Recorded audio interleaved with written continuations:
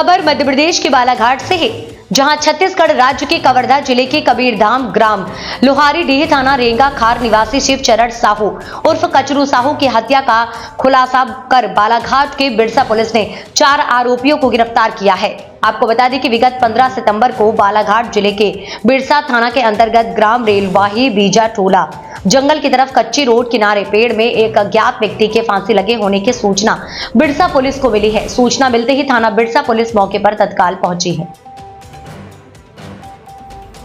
जिसकी शिनाख्त छत्तीसगढ़ राज्य के कवर्धा जिले के कबीरधाम निवासी शिवचरण साहू उर्फ कचरू साहू लोहरीडीह थाना रेंगा खार के रूप में की गई।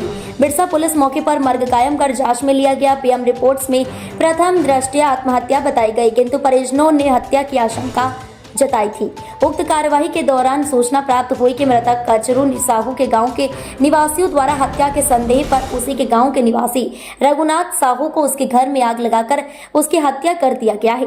प्रकरण को गंभीरता से लेते हुए मृतक से संबंधित साक्ष्यों के कथन लिए गए। मृतक के मोबाइल नंबर एवं संदेहियों के नंबर की CTR प्राप्त कर गहनता से एनालिसिस किया गया। अलग अलग संदेहियों से पूछताछ की गई। मुखबिरों द्वारा गोपनीयता से सभी संदेहियों के संबंध में जानकारी प्राप्त की गई। जांच के दौरान संदेहियों से लगातार पूछताछ की गई, लेकिन संदेहियों के द्वारा गुमराह किया जाता रहा। लेकिन संदेही टेकचंद पटेल द्वारा बताए गए कथन एवं उसके CTR के एनालिसिस से उसकी गतिविधि के संबंध में संदेही हुआ और प्रारंभिक लीड मिली।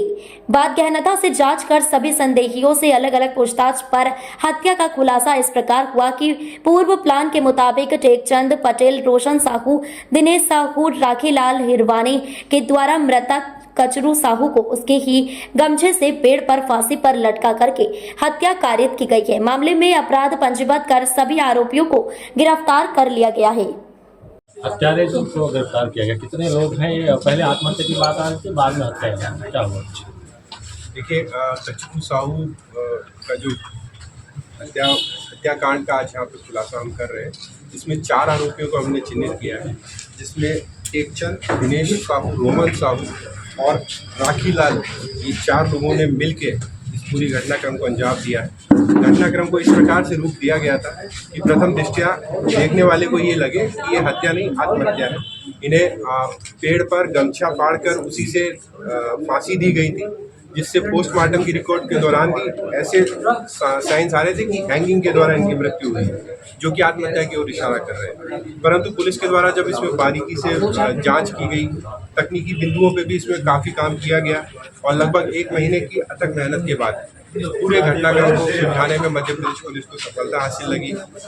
इस पूरे घटनाक्रम में बिरसा थाना उत्कृष्ट विवेचना के लिए पूरी टीम को 10,000 रुपये के इनाम से मैं यहाँ पर घोषणा भी कर रहा हूँ और इस केस को हम चिन्हित अपराध की श्रेणी में लेके निश्चित तौर पर इसको सजा दिलाने का 100% हम लोग प्रयास करेंगे। रघुनाथ, जो मृतक रघुनाथ है, उनके रिश्ते में क्या रिश्तेदार? जी हाँ, ये कारण क्या था? दिनेश साहू रघुनाथ साहू का बेटा है और दिनेश साहू और रोमन साहू और राखीलाल, ये तीनों आपस में रिश्तेदार हैं। बुआ के लड़के हैं राखीलाल और रोमन, और इन दोनों परिवारों का काफ़ी पुराना रंजिश लोहारडीह क्षेत्र में निकलने की बात सामने आ रही है। ज़मीन का विवाद भी इनका चल रहा था, समाज से बाहर करने की बातें भी बताई जा रही थी और काफ़ी समय से आरोपीगण इस ताक में थे कि किस प्रकार कचरू साहू को अपने रास्ते से बाहर किया जाए। तो ये पूरी सुनियोजित षड्यंत्र थी कि दूसरे राज्य में ले जाके मौका देखकर इस घटनाक्रम को अंजाम देना था और काफ़ी सुनियोजित तरीके से चूंकि इसको किया गया था, इसलिए पुलिस को भी काफ़ी गहनता से इसमें जांच करी, तब जाके इसमें हमें सफलता। क्या रणनीति थी इन्होंने, किस प्रकार से अंजाम दिया? कैसे बुलाया? पहले उसे नॉनवेज खाने के बहाने टेकचंद, जो कि पूर्व से शिवचरण का मित्र था, उसे यहाँ पे बुलाया उसने दूसरे राज्य में। जब वो यहाँ पे आया, वो लोग खाना खा रहे थे, तब उन्होंने दिनेश और अन्य साथियों को सूचना दी कि वो यहाँ पे आ गया है। उसके बाद अन्य साथी वहाँ पे पहुँचे, जिन्होंने उसके साथ मारपीट करी।